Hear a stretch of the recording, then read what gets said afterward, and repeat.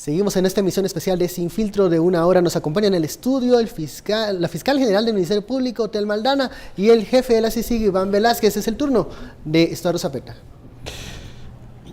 El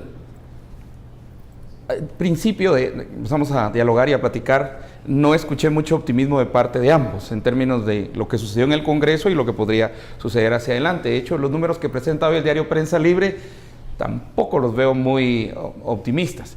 Sin embargo, sí es importante que hay que un 20%, un poquito más de la población que quiere conocer las reformas, o un poquito más de llegar a un referéndum el próximo año, que ya se tendrían 300 millones en el presupuesto para ese referéndum. ¿Qué acciones específicas van a hacer desde el punto de vista de la fiscal general y desde la comisión para dar a conocer más los cambios constitucionales propuestos? ¿Cuáles serían sus acciones específicas de comunicación? Fiscal, comenzamos con usted. Realmente, desde el Ministerio Público y desde la Secretaría Técnica ya hicimos nuestro trabajo, ya presentamos una propuesta y ahora está en manos de las y los diputados del país y esperemos a que ellos tomen la mejor decisión para Guatemala. Comisionado, ¿se comunicó bien el contenido de las propuestas? 20 años nos han dicho, lleva la discusión sobre la separación de funciones administrativas de las jurisdiccionales. Ahora nos dicen que hay que discutir. 20 años, dijo Estuardo Zapeta, ahora lleva una discusión sobre la jurisdicción indígena. Ahora dicen que no ha habido discusión. 31 años, dijo uno de los diputados hoy, lleva la constitución política que no se conoce y que entonces es necesario empezar a discutir esta reforma para que se conozca. ¿Qué es lo que se ve en todo eso? Yo creo que es lo que he afirmado, una excusa para que las cosas no funcionen, y en esto yo me permitiría aclarar esta otra situación, que es además la explicación de nuestra participación como CICIG en todo este proceso. La CICIG es llamada por el Estado de Guatemala para que cumpla una función en la desarticulación de estructuras criminales. Pero para poder proceder a desarticular esas estructuras criminales se necesita también unas condiciones propicias que las tiene que generar el propio Estado. El Estado se encuentra entonces en la obligación de proporcionar un sistema de justicia apto para la desarticulación de las estructuras criminales. Es decir, nosotros no actuamos contra el Estado y no podemos actuar sin la colaboración del Estado, sin que el Estado cumpla con la parte de su trabajo. Y está previsto expresamente en el acuerdo de constitución de la CICIG que el Estado tiene que generar las condiciones propicias para que el trabajo de la Comisión, apoyando al Ministerio Público, de desarticulación de los SIACs, se pueda producir. Esa es la razón de nuestra participación. Guatemala necesita un espacio de justicia idóneo, independiente, que pueda desarrollar su actividad adecuadamente para continuar en este proceso de desarticulación de las estructuras criminales. Tenemos una repregunta de Estuardo. Solo quiero insistir en que no pregunté acerca de si va a seguir el debate o no, sino qué acciones de comunicación van a desarrollar ustedes para conocer, como está presentado hoy en los medios, para que más guatemaltecos conozcamos cuáles son las reformas. No estoy hablando del debate, estoy hablando de las acciones de comunicación. Creo que lo dije claro.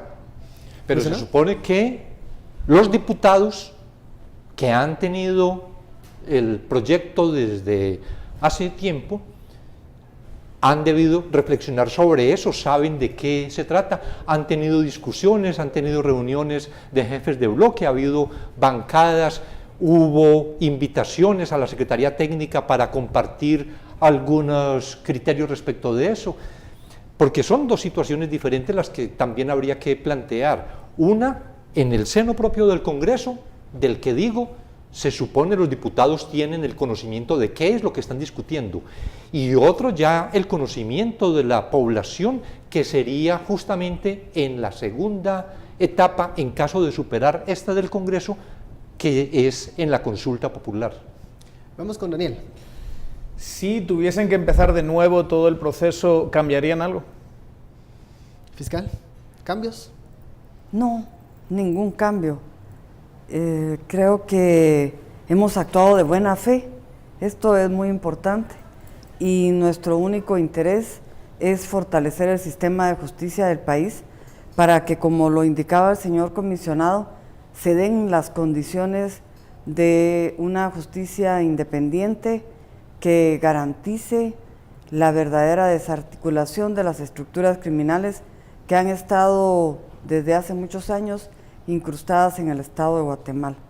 De tal manera que no cambiaríamos nada. Hemos hecho un gran esfuerzo y de repente el aporte es pequeño, pero es producto de un trabajo de horas intensas, de discusión, de análisis, de consulta. Ya hicimos lo que nos correspondía y ahora estamos en manos del Congreso de la República. Si llegase todo a comenzar de cero, comisionado, ¿cambiarían algo? Estoy de acuerdo con el planteamiento de la fiscal, sí. Mi pregunta es, luego de esta jornada legislativa, donde ya hay 2 reveses, ¿esperan ustedes o se sienten optimistas de que los diputados puedan aprobar los cambios que ustedes proponen en los siguientes días? Yo creo que es posible que se apruebe la reforma. ¿Fiscal? Realmente no sé. No sé porque el funcionamiento y la mecánica del Congreso de la República puede mejorar o no con la nueva junta directiva. Siempre hay una esperanza de que puedan ir avanzando las reformas constitucionales, pero dependemos, insisto, de la voluntad política de las y los diputados. Vamos con esto. El proceso ya de referéndum, de llegar, digamos que si llega a prueba el Congreso alguna especie de cambios constitucionales que no satisfaga o que no sea de acuerdo con lo que se ha propuesto inicialmente, ¿cuál sería la posición de ustedes? Y me remito a los documentos que ustedes mismos han publicado. ¿Cuál sería la posición, por ejemplo, de CICIG? ¿Cuál sería la posición de la fiscal general en términos que lo que apruebe el Congreso no sea lo que ustedes han propuesto? No precisamente porque sea o no lo que hemos propuesto, sino si hay una reforma que no satisface las necesidades de la justicia guatemalteca, naturalmente que nosotros no tenemos que promover una aprobación en la consulta popular de una reforma de esas condiciones. Daniel. ¿Temen que se utilice el tema del derecho indígena para generar un discurso, una narrativa en ese proceso de discusión del referéndum que pueda votar toda la propuesta? ¿Cómo ven ese panorama, fiscal?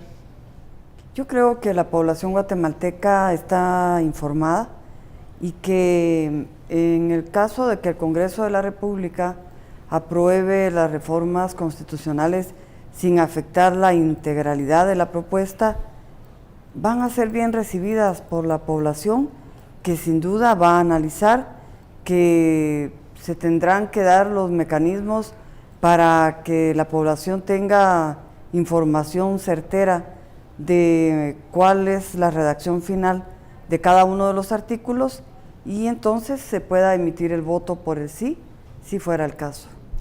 Comisionado, ¿le preocupa la narrativa que pueda tener el proyecto de reforma al llegar al momento del referéndum? Aunque entiendo que la pregunta lo que indicaba era la utilización del tema de jurisdicción indígena para echar abajo toda la reforma. Todo el proyecto. Todo el proyecto, que era justamente lo que decía yo al inicio. Y esto lo hemos visto con algunas posiciones, cuando se reclamaba mayor precisión en cuanto a la competencia subjetiva o por la naturaleza, que porque de la manera como estaba planteado era muy abierto y que así no se podría respaldar. En las discusiones se consideró que podría ser que era un aporte admisible y se hizo esa modificación. Entonces luego que no, que para que se sometan voluntariamente. Seguramente que si se hubiera quedado también en la voluntariedad, luego hubieran dicho, pero habría que definir tal cosa de territorialidad. Y siempre una excusa, lo que yo creo que muestra, es una intención de no permitir que la reforma avance. Hacemos una pausa, vamos a un corte, regresamos con esta entrevista con el comisionado Iván Velázquez y la fiscal general Tel Maldana.